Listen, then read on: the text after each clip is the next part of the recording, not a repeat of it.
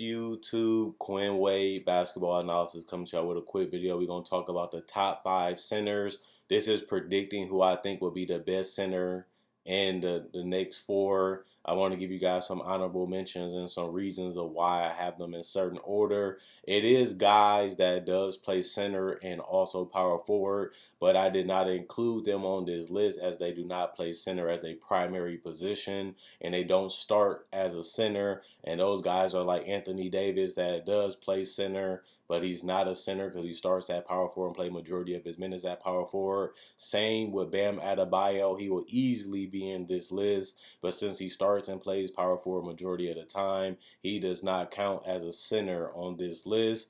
And I'm also going to give you guys some honorable mention of guys that's close or could possibly be a top 5 center this season, but did not make the cut because it is better centers or guys that I think will be better than them this year.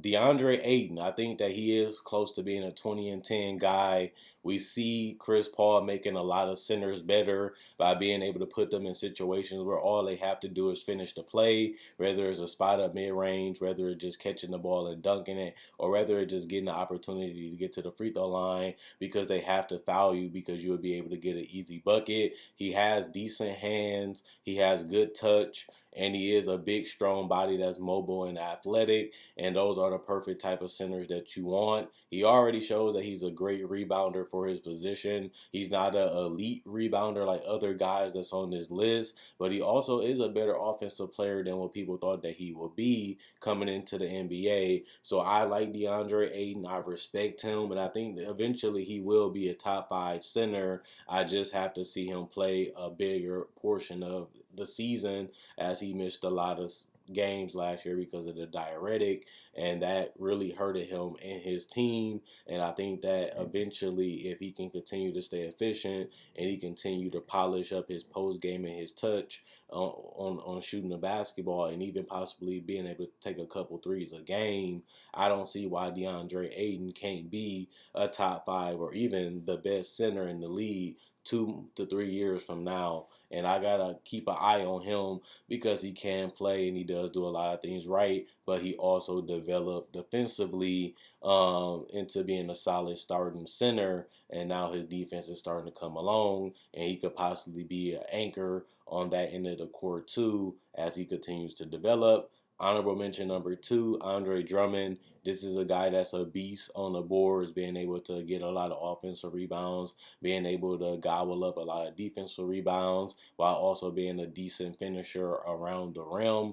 The problem with him is his shooting, not being able to shoot free throws at a good clip, not being able to shoot mid-range jumpers or even threes, really limit him as a player, and that's been his Achilles heel of why he hasn't been able to stay on this list consistently. It's just because he's more of a complementary player than a guy that can do multiple things on the court offensively. And that's not a terrible thing because he is what he is. But at the same time, with him not being a good offensive player, not an elite defender, you only look for his finishing and his rebounds. And that's why he did not make this list. Number 5 is Nicola Buchovich. I feel like people sleep on him. He was an all-star before. He is one of the more well-rounded centers, being able to be an okay passer, a decent scorer, being able to average around 19 points to 20, and he was also able to get double-digit rebounds, even though he doesn't look like the most intimidating center or the most dominant center. Those are respectable numbers considering that nobody thought Buchovich would turn into the player that he is, and he has also been the best player on the playoff team the last 2 years, which you would have never thought would be the case, but it was reality for the Orlando Magic. And I don't really have too much problems with Vucevic. I feel like he is a decent post player. He has good touch. He is a solid finisher, and he can stretch it out from 3 from time to time. And that really puts the defense in a lot of mismatch problems, having a guy as skilled as Vucevic. And I do think he is a top 5 center. A lot of people probably wouldn't agree. But when you look at the fact that he always plays center and he still plays majority of his minutes there's no way that he can't be number 5, in my personal opinion. Number 4, Rudy Gobert. I wanted him higher. Honestly, the thing that hurts him is that it's better offensive centers that can also be solid defensively while also being a way more skilled than Gobert. He's obviously the best defensive center outside of Joel Embiid. Plus, he's able to be an elite level rebounder also, and he does have good touch. He is a good passer. He also can play in the pick and roll with floaters and finishing. And he also is a guy that if you don't pay attention to, he can kill you. If you don't box out, he can kill you. If you don't read the way he's running, because he can go right to the basket, or he can post up a little bit and just do small little hooks and push shots, and that's all he needs to do, because those are the things that you really need to be able to accomplish as a center. The thing that puts him higher than the other guys is just he's an elite level defender, and those type of guys are hard to find, as him and Joel Embiid are the only elite level defenders at the center position that mainly play all their minutes there, and that's what keeps him so high on this list. And besides, he's not a terrible offensive player; he just can't shoot.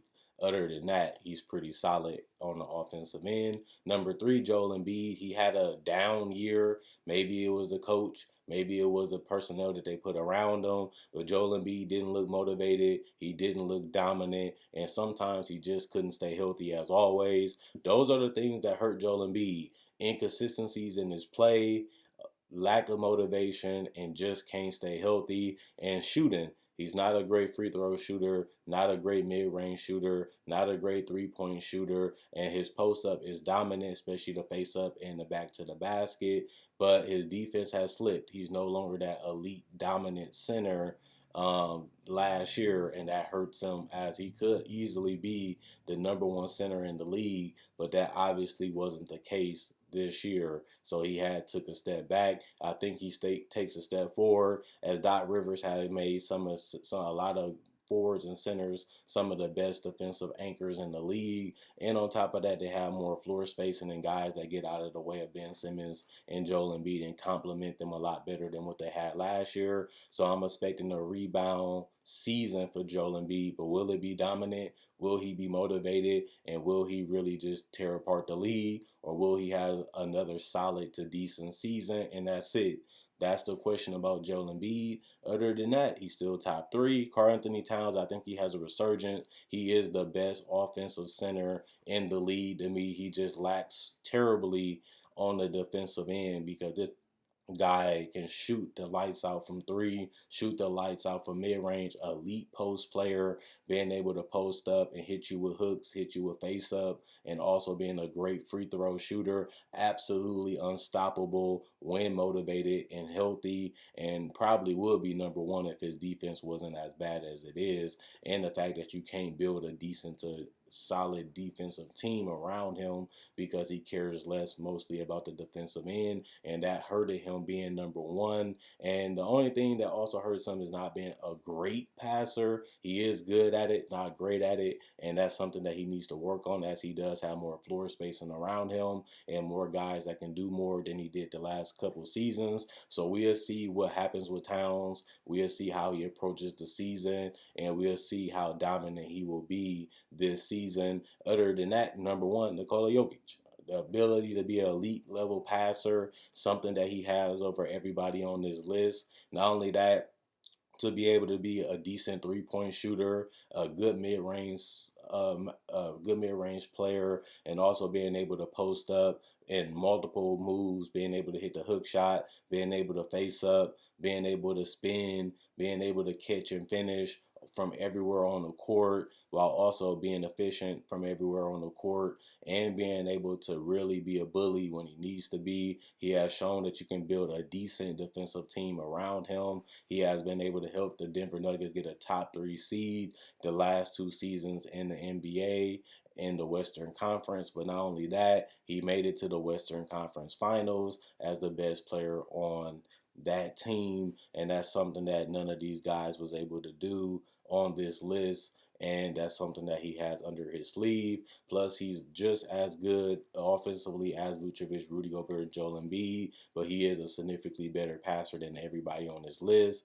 And even though Towns might be a better offensive player, there's nobody as well-rounded as Jokic because of his passing, and I think that gives him an edge over Towns as the best center in the NBA, and I predict him to do it again for the third straight season this year, as I have Jokic as the most dominant offensive player on this list, but also a real-rounded offensive player too, and that's what keep him slightly above Towns and the other centers in the NBA. And he's just fun to watch, and he is a guy that can score and really kill you effortlessly, as the game is just too easy for Nikola Jokic at this point in his career. Other than that, check out my website, analysisplayground.com. Link will be in the description comment section below. Check out my Facebook page, analysisplayground.com. Link will be in the description comment section below. Click the link, it sends you my Facebook. Like on Facebook to show support. You can also buy exclusive merchandise that's only available on my Facebook page. You can change the color of the shirt, change the color of the hat, pick the logo you want, get it customized the way you want it to be, and message me, and I can get it shipped out to you. You can also support this channel by buying merchandise on my Spreadshirt that's exclusively on there. Is a lot of merchandise that you can only find there. That will also be in the description in the comment section below. Not only that, you can also support this channel by liking and sharing. Liking and sharing is another way that this channel can be supported, because it allows me to reach more people. The more people that watch, the more people that see, is better for the channel, and I appreciate the people that continue to do that. Also, feel free to comment. I read every single comment, so if you agree or disagree with anything, let me know. Or you just want to tell me your top 5 lists in general, I will see it. Also, I make videos each and every day, so if you love basketball, you can't get enough of, you needed that daily fix, this is the channel for you, as I do make videos every day. I have over 2,000. The content I offer are breakdowns of players, legends, rookies, and also summer league coverage, draft coverage, free agency, discussions of the hottest topics, trade deadline, top 10 lists of season previews, and also playoff predictions.